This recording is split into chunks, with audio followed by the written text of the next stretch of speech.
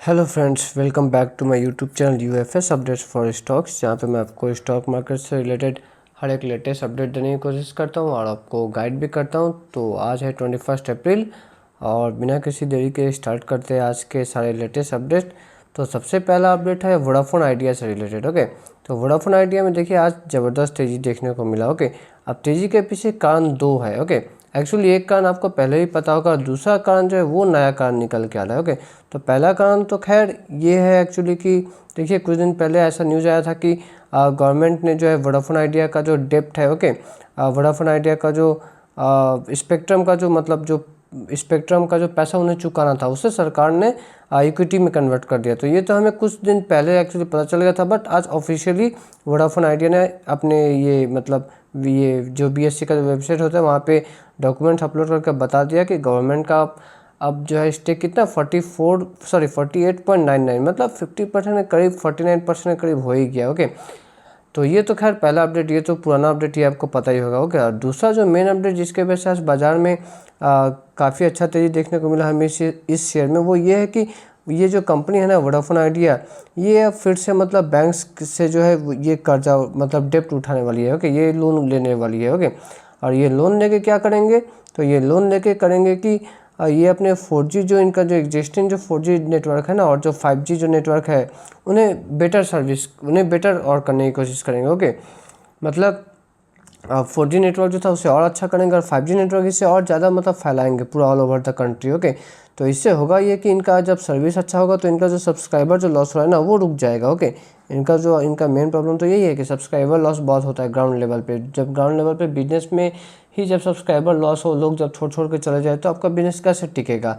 तो इस चीज़ को मतलब एड्रेस करने के लिए, इस चीज़ को रोकने के लिए इन्होंने मतलब प्लान किया है कि ये फिर से कुछ बैंक से मतलब डेब्ट पैसा उठाएंगे। ओके, और ये एक्सपेक्टेशन है कि मतलब इस साल जो है इस साल एंड में ओके फिर से हो सके एक बार टैरिफ हाइक होगा। ओके, फिर से ये जो टेलीकॉम कंपनीज है ना ये फिर से अपने दाम को बढ़ाएगी। ओके, तो अभी से अगर मतलब वोडाफोन आइडिया जो है अगर बैंक से लोन उठा के अगर अपना सब्सक्राइबर जो बेस है उसे अगर मतलब लॉस करने से अगर रोक सके तो फ्यूचर में इन्हें फ़ायदा होगा, क्योंकि फ्यूचर में जब दाम बढ़ेगा फिर से टेलीकॉम रिचार्जेस का तो फिर इन्हें और ज़्यादा पैसा मिलेगा। तो इससे जो है इनका ARPU बेटर होगा। ओके, और अगर ARPU अगर बेटर होते रहा, अच्छा होते रहा तो एक न एक समय ये भी कंपनी प्रॉफिट में आ जाएगी। नेक्स्ट न्यूज़ पे आता है जस्ट डायल से। तो यहाँ पे भी आज काफ़ी अच्छा तेज़ी देखने को मिला। मॉर्निंग सेशन में तो 13% तेज था। तो रीज़न ये है कि इनका रिजल्ट काफ़ी अच्छा आया। ओके, ईयर ऑन ईयर अगर आप प्रॉफिट देखें ना तो 37% 37% का ग्रोथ है प्रॉफिट में।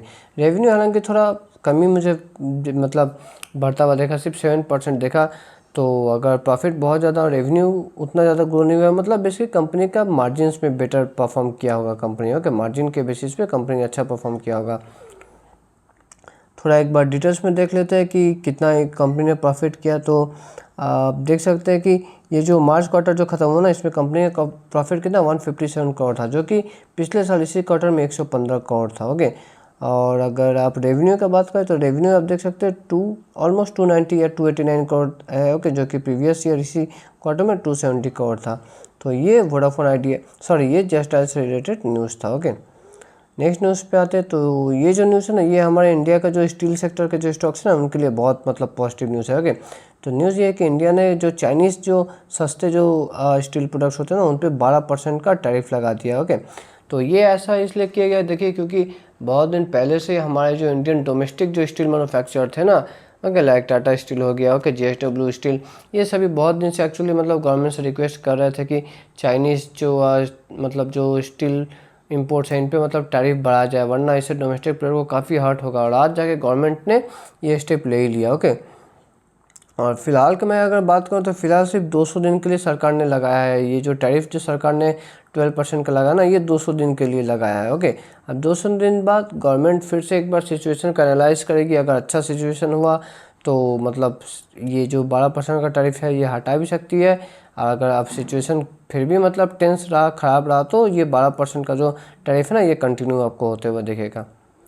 नेक्स्ट एक स्टील कंपनी से रिलेटेड अपडेट है कि JSW स्टील जो है आज आपको दिखा होगा मॉर्निंग सेशन में कि बहुत ज़्यादा पॉजिटिव था। तो इसका रीज़न ये है कि इन्हें NGT से ना मतलब क्लियरेंस मिल गया है। इनके ऊपर एक्चुअली आरोप लगा था कि इन्होंने मतलब जो नॉन कंप्लायंस इशू मतलब जो नॉर्मल जो मैं आपको सिंपल भाषा में समझाता हूँ। मतलब जो इन्वायरमेंट, ये सब जो कंपनी है देखिए, ये सब जब काम करती है तो इन्वायरमेंट को भी हर्ट होने का चांसेस रहता है। तो इन पे किसी ने मतलब आरोप लगाया था कि ये जो कंपनी है ये अपने जो डॉल्वी प्लांट है वहाँ पे जैसे भी ऑपरेशन करती है तो उससे इन्वायरमेंट को मतलब अब ज़्यादा नुकसान हो रहा है। लेकिन एनजीटी जो कि नेशनल ग्रीन ट्रिब्यूनल है, ये जो इंस्टीट्यूट है ना, ये यही देखता है कि मतलब कहीं कोई कंपनी ज़्यादा नेचर को हार्म तो नहीं कर रहा है। तो एनजीटी की तरफ से अभी जो है ये जीएसडब्ल्यू को मतलब क्लियरेंस मिल गया कि नहीं, इनमें मतलब इनका जो डॉल्वी प्लांट है वहाँ पे ऐसा कोई भी प्रॉब्लम नहीं है। तो इस वजह से आज यहाँ पे हमें तेज़ी देखने को मिला। आते हैं नेक्स्ट शेयर में। तो ये इंटरनेशनल जियोलॉजिकल इंस्टीट्यूट, ये एक एक्चुअली नया स्मॉल कैप कंपनी है जो कि लास्ट ईयर ही जो है आई गेस लास्ट ईयर इसका आईपीओ आया था, लास्ट ईयर दिसंबर में आई गेस इसका आईपीओ आया था। तो आज ये शेयर में भी अच्छा देखने को मिला, और जब से शेयर का आईपीओ आया था तब से शेयर में एक्चुअली गिरावट अच्छा खासा हुआ है। तो जब शेयर गिर बहुत जाए और रिजल्ट अगर अच्छा है तो शेयर तो खैर ऊपर भागेगा ही। ओके, तो यहाँ पे भी रिजल्ट कंपनी का आ गया। रिजल्ट कंपनी ने ठीक ठाक, मतलब मैं बोलूँगा कोई बहुत भी ऐसा अच्छा नहीं, बट हाँ डिसेंट ग्रोथ दिखाया, 12% का ग्रोथ दिखाया।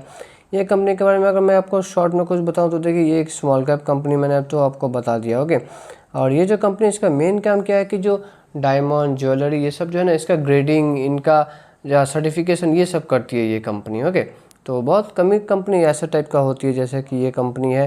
ओके, तो एक बार इनका रिजल्ट थोड़ा पढ़ लेते हैं। तो आप देख सकते हैं कि ये जो मार्च क्वार्टर के इसमें इनका प्रॉफिट कितना था, 140 करोड़, जो कि पिछले साल इसी क्वार्टर में 126 करोड़ था। ओके, और अगर रेवेन्यू का बात करें तो रेवेन्यू 10% बढ़ के 304 करोड़ पे है, जो कि अगले साल इसी क्वार्टर में 278 करोड़ था। ये कंपनी का मैं कुछ और भी पॉजिटिव आपको बात बता देता हूँ। देखिए, ये कंपनी का ना प्रॉफिट और लास्ट 5 ईयर्स 3 ईयर्स का प्रॉफिट और रेवेन्यू ग्रोथ ना काफ़ी अच्छा है। ओके, रेवेन्यू ग्रोथ काफ़ी अच्छा है, प्रॉफिट ग्रोथ भी काफ़ी अच्छा है, और कंपनी का ऊपर डेट मतलब कर्जा भी उतना नहीं है। तो स्मॉल कैप कंपनी में अगर कर्जा ना हो तो ये काफ़ी अच्छा चीज़ होता है।